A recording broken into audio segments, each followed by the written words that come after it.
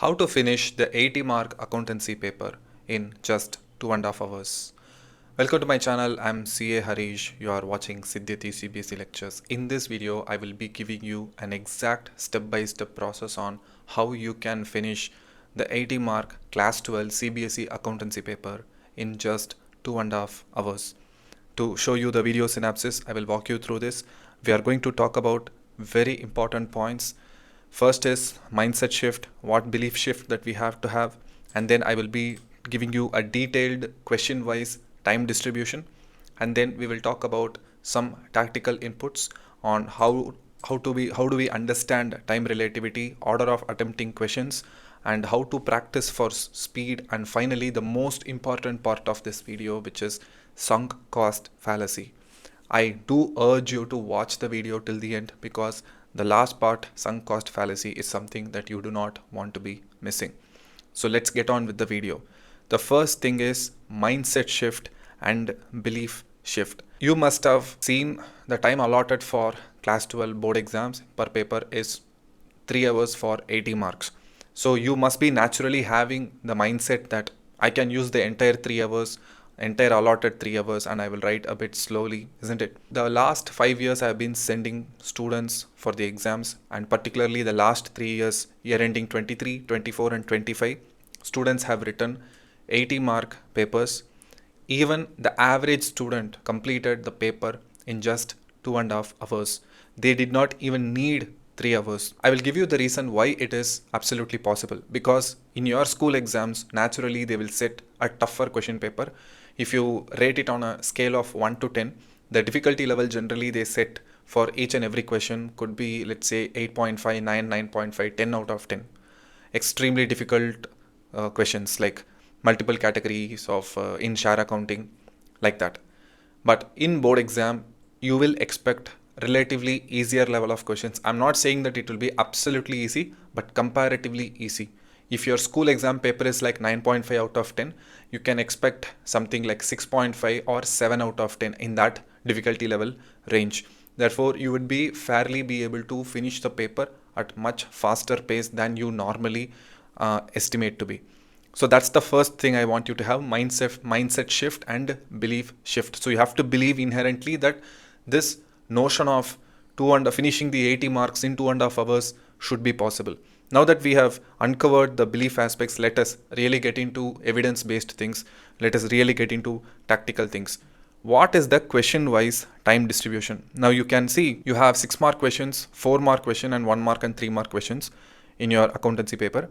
You are asked 5 6 marks. You are supposed to write 5 6 mark answers. Question number 34, 26, 25, 23 and 24. I want you to allocate roughly 15 minutes per question. Of course, you will not be able to complete every question on dot in 15 minutes because questions like share accounting or let's say retirement or let's say a tougher cash flow problem, you might take 17 to 20 minutes to complete. But some questions like debenture accounting or let's say an easier retirement problem or let's say an easier cash flow problem where they asked only financing activity or only investing activity, such questions you would be able to complete at a much faster rate, let's say 7 to 8 minutes. At the end of it, it will all average out. Seeing in that way, the first 6 mark questions, when you start to write them, you should complete them within 75 minutes. It should not take more than 75 minutes for you to complete all 6 mark questions. So that's first step. And then you have to write 3 4 mark questions. Allot 10 minutes per question. That way you are going to complete all 4 mark questions within 30 minutes. And then you have 45 minutes to complete all 1 mark and 3 marks. Yes, again, it will all average out. Sometimes a 1 mark question can be extremely easy. You can finish it in a matter of 3 to 4 seconds. Some 1 mark you may have to do computation like interest on drawings or interest on capital. You may have to actually do computation and it might take 2 minutes. Again, it will all average out and you will be able to complete all 3 mark questions and all 1 mark question in a span of 45 minutes. So that takes us to the next segment of this video, some tactical inputs. The first thing is you have to understand time relativity. What do I mean by time relativity? When you indulge in an activity which is extremely boring, which is not at all engaging your mind, you will see time is going very slowly. Let's say a boring lecture, right? You want it to end as fast as possible. If you are not involved in certain things, if you are not paying attention to a particular thing, that then the time will be perceived by you that it goes very slowly. On the other hand, if you involve in an activity that is extremely engaging, where your attention is like you have double your normal attention, where you have triple your normal attention, when you're hyper focused, then you seem to find time moving extremely faster. So the first truth you have to realize is, in exam hall you will be extremely in war mode, you will be hyper focused, and therefore time goes at a much faster pace than you believe how fast it has gone. So you must be thinking that okay, 5 minutes have gone, but actually time would have gone, let's say 15 to 20 minutes would have gone. So this is what I mean by time relativity. So in exam hall, you always you have to assume that if you believe that only 2 minutes have passed, actually 5 to 7 minutes would have passed. So this is the first thing. So you will always be on vigilance when you enter into an exam hall. So that's the first point, understanding time relativity. Second point, what is the order of attempting questions? So this is the order of attempting questions. First you finish 6 marks, then you write 4 marks, then you write 3 marks, and then you write 1 mark. You go from the highest value question to the lowest value question. When you finish 6 marks, you feel that you have won like 70% of the battle. Use that best attention for the high value questions. Let's put it this way. Let's say you have only 30 minutes. The last 30 minutes, you can even squeeze 15 1 marks in the last 30 minutes. You will definitely be able to write 15 1 marks in the last 30 minutes. But it is hard for you to write 3 6 marks in the last 30 minutes. It is completely different. Therefore, the first 75 minutes, like I said here, the first 75 minutes, use it for 6 marks, and then the next 30 minutes use it for 4 marks, and then the last 45 minutes use it for 3 marks and 1 mark. In case you have been attending in the ascending order, let's say 1 3 4 6, in the upcoming days try to write a couple of model papers or even 3 to 4 papers. Use this order. Again, you will be able to complete things at a much faster pace, and you will also feel much more in control. Okay, now how to practice for speed? I train my students with the help of countdown timer. Of course, you won't be able to carry a countdown timer in the exam hall. You can rather use your normal watch for that.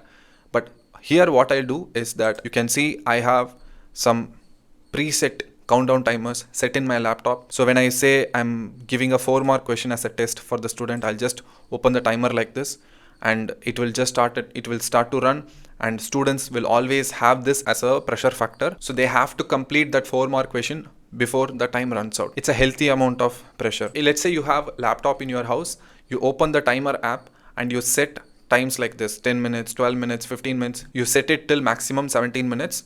Let's say you are practicing a share accounting question. Start a timer, 17 minutes timer, and you try to solve the question. When you finish the question, you note down how much time is left with. So you will get an estimate of how long is it taking for you to solve a question. If you do 3 to 4 papers like this, then you will again get a much fair idea about how long is it going to take for you. And you will always see that with every passing question paper that your overall time consumed is getting lesser and lesser and lesser. Let's say you don't have laptop, you can very well use your smartphone timer. Every smartphone has a countdown timer in it. So have some preset timers like 5 minutes, 7 minutes, 10 minutes, 12 minutes, 15, 17 preset timers like this. Turn it on every time you practice. Right. Now the last and most important part of this video is sunk cost fallacy. What do I mean by this? Let's say you are doing a retirement question and you are supposed to write the finalized balance sheet, the balance sheet after retirement. The balance sheet hasn't tallied for you. What are you going to do? The allocated time for that question, let's say, is maximum 17 minutes, and you have already consumed 15 minutes, but the balance sheet doesn't tally. You can maximum spend 2 more minutes on that question. You are allotted only 2 more minutes on that question. By the end of 17th minute, you have to make up your mind and you have to move on to the next question. I know it will be so painful to do that, but you have to do that. If you fail to do that and if you go full intense on that question, let's say I have to tally this question, only then I will go to the next question. If you go on that mode, every extra minute that you are wasting on a question beyond the allotted time, beyond the maximum time permissible, then you are eating the time from the next question. If you really have a tricky question, a question that has to be repaired, then use that 30 minutes, the last 30 minutes for that question. Go back to that cash flow question. Either you can strike out that entire solution and you will still have the time to do that solution all over again, or you will just have to do some patchwork here and there and you can actually finalize that question. Don't operate under this belief. I came this far in this solution. The final answer is just a few meters away.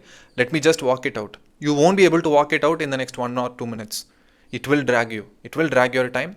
So move on to the next question at any cost.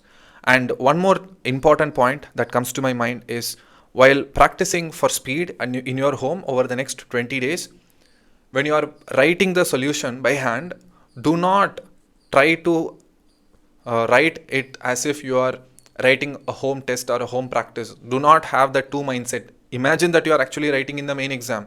That means use your scale, draw all the margins. If you adhere to the format and if you write narration, and then if you complete the question in 17 minutes, then you will know, okay, this is exactly what is going to take in exam also. Now in your home, if you are writing like share for feature account, SF, A bar C, if you write like that, if you are using acronyms and abbreviations and cutting short the process, you will get an impression that you are completing the paper in that question in 10 to 12 minutes. But when you actually ended up writing in the full form in the main exam, again you will overrun your original estimate by 4 minutes and 5 minutes per question. Then again you will have that minor panic in the exam hall. So you will again start to rush things and then again things might go wrong. So in the next 20 days, every question that you practice like you are writing the main exam. So these are the inputs. So I hope it was of use to you. Let me know your thoughts in the comment section. Each and every model test that you write, at what time you are finishing the paper. I will be eager to see your answers in the comment section. I will see you in the next video. Thank you and prepare well.